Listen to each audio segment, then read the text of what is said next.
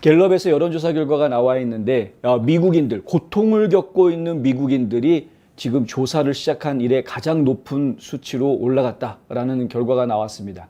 이게 지금 2022년도 7월 달에 조사했더니 5.6%로 올라갔다라는 건데요. 4%대로 올라간 적은 이렇게 띄엄띄엄 있었지만 5%를 넘어서 올라간 적은 이번이 처음이라고 합니다.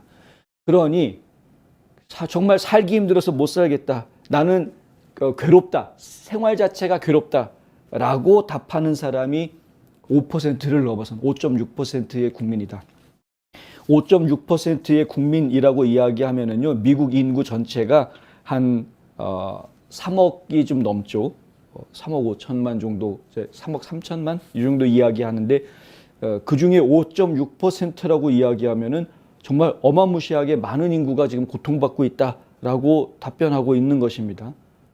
이번 여론조사가 7월 26일부터 8월 2일까지 전국의 성인 3,649명을 대상으로 실시한 거다.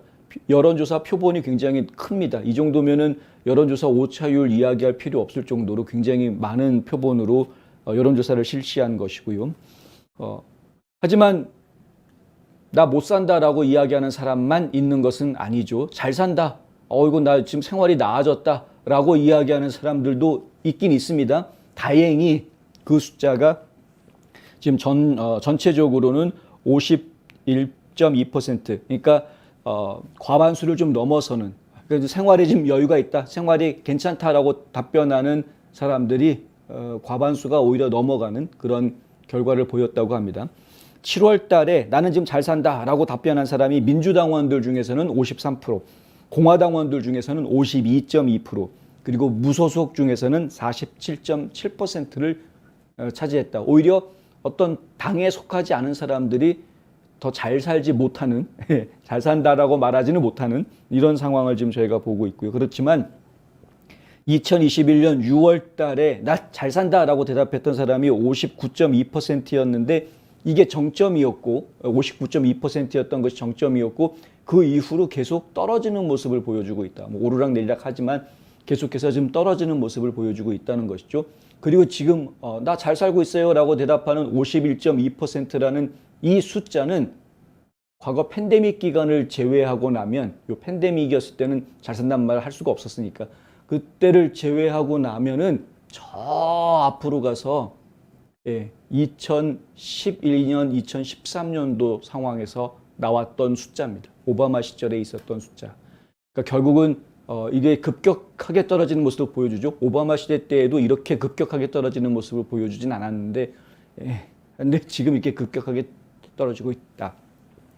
바이든 행정부가 지금 하고 있는 정책들이 국민들에게 굉장히 심적인 부담감을, 그리고 경제적인 부담감을 주고 있는 것은 분명해 보인다. 이제 갤럽 조사에서 저희가 확인하고 있다.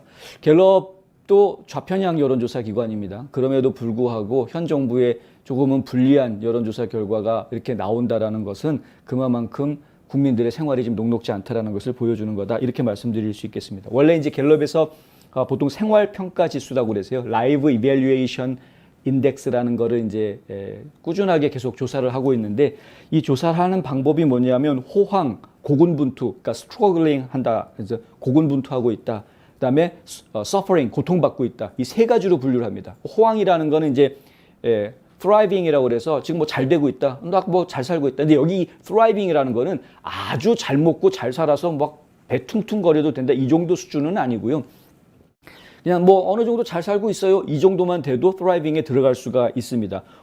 0부터 10까지 지금 당신이 받고 있는 생활의 고통 지수를 이야기한다 그러면 만족도 10이면은 뭐 너무 행복한 거고요. 0이면은 뭐 지금 바로 자살하기 직전 상태, 뭐 이런 상태는 0부터 10까지 점수를 매겨라 라고 이야기를 해가지고 설문조사를 하는 것인데, 대체로 보면은 예를 들어서 그 중에서 이제 4점 이하로 평가가 떨어지는 사람들, 현재의 삶에 대해서 4점 이하로 평가하는 사람들은 고통받는 사람들로 분류가 되고, 그리고 한 7점 이상, 현재의 삶에 대해서 난 0부터 10까지 중에 7점 이상 된다라고 이야기하는 사람은 thriving, 지금 막 잘 살고 있다라는 거죠. 그리고 만약에 5년 뒤의 삶을 예상을 했을 때 8 이상 되는 사람들, 5년 안에까지, 앞으로 5년 뒤까지 나는 잘 살 거야. 행복하게 살 것 같아. 라고 이야기하는 사람들은 이제 8 이상 되면은 그러면은 그 사람들은 이제 thriving, 잘 사는 사람 이렇게 분류를 한다라는 겁니다. 그러면 전체적으로 놓고 이야기를 하면 51.2%, 그러니까 절반이 넘는 사람들이 그래도 지금 삶에 대해서 10 중에 10점 만점에 7점 이상 주고 있다. 그리고 앞으로 5년 뒤까지도 8점 이상을 줄 수 있다. 삶에 굉장히 만족하고 있다라는 이야기. 그 정도면은 굉장히 만족하고 살고 있다라는 이야기인데 그거는 긍정적으로 보이지만 하지만 이제 우리가 신경 쓰이는 부분은 그나마 51.2%도 과거에 60% 가까이 올라갔던 것보다 좀 떨어지고 있다는. 트럼프 말기에 60%까지 올라갔는데 근데 지금 이게 떨어졌다는 거고요. 그리고 심각하게 우리가 봐야 되는 부분은 문제 없는 잘 사는 사람보다는 고통받고 있다. 스트러글링 하는 정도가 아니라 그냥 서퍼링, 고통받고 있다라고 이야기하는 사람들이 숫자가 이렇게 급격하게 올라가고 있다라는 부분 우리가 지금 심각하게 봐야 될 부분이다. 행복은 다들 아시겠지만요. 만족이 있습니다. 내가 만족하면 행복이 그 자리에서 펼쳐지게 되는 거죠. 행복이 멀리 있는 게 아니라 항상 내 주변에 있다라고 이야기하는 이유도 그런 것 때문입니다. 행복은 스스로가 결정하는 것이지 누군가가 환경을 만들어줘서 되는 것이 아닙니다. 그렇죠? 이런 것들은 이미 다른 데서 많이 얘기 들어보셨겠죠.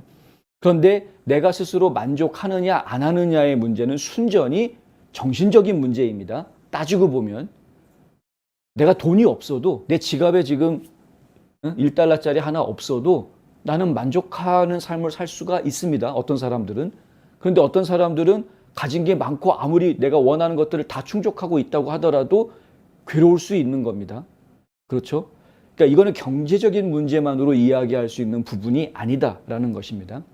바꿔서 이야기하면은 지금 갤럽에서 이야기하는 고통받는 국민들이 늘어나고 있다라는 부분은 그만큼 내 생각과 삶이 일치가 안 되고 있다라는 것을 이야기하고 있다. 그렇게 저는 파악을 하고 싶습니다. 사람들이 가장 많이 힘들어할 때가 어떨 때냐면 내 생각대로 뭔가 일이 풀려나가지 않을 때거든요. 그럴 때 굉장히 괴로워합니다.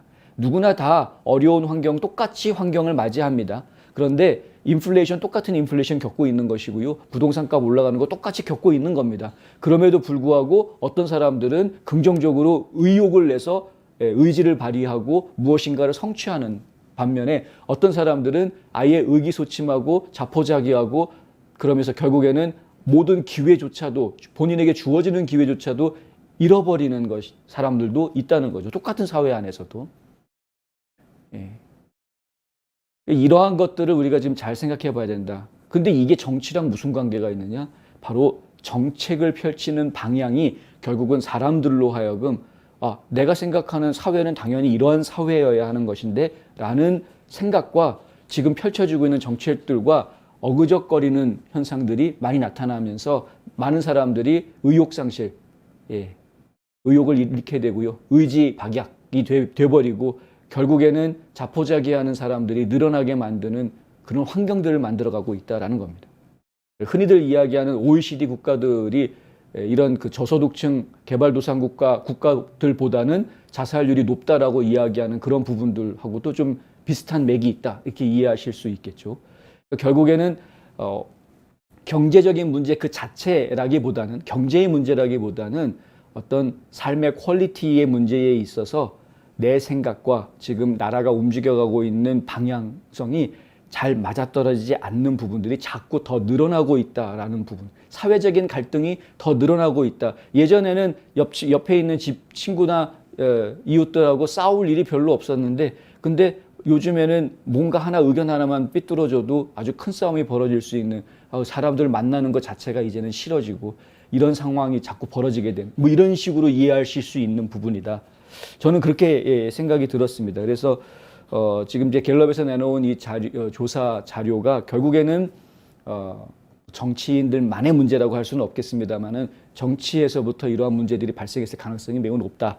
대신에 이것을 풀 수 있는 해법은 과연 정치인들한테 있는가? 저는 그렇게 생각하지는 않는 것이죠. 지금 사회적으로 이러한 정신적인 문제를 풀 수 있는 부분들은 첫 번째는 가정이고요. 두 번째는 교육기관 혹은 종교기관이어야 합니다. 나이가 어린 학생들은 교육기관에서 그리고 성인들이라면은 종교기관에서 이러한 부분들, 정신적인 부분들을 풀어나갈 수 있는 기회를 얻어야 하는데 그런데 생각해 보십시오. 급진 좌파들이 정권을 쥐고 흔들면서 가장 많이 공격받은 곳이 종교입니다.